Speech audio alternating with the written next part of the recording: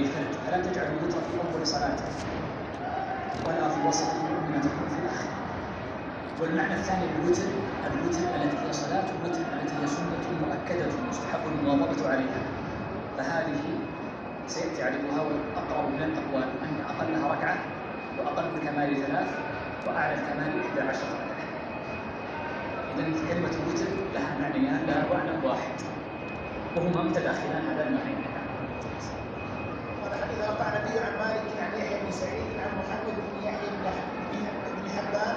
عن ابن حيريث أن رجلا من كنانة يدعى المخرجين سمع رجلا بالشام يدعى أبا محمد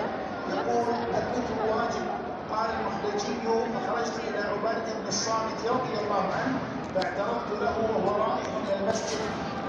فأخبرته بالذي قال أبو محمد، وقال عبادة كذب أبو محمد، سمعت رسول الله صلى الله عليه وسلم يقول 5 صلوات كتبهن الله عز وجل على العباد، فمن جاء بهن لم يضيع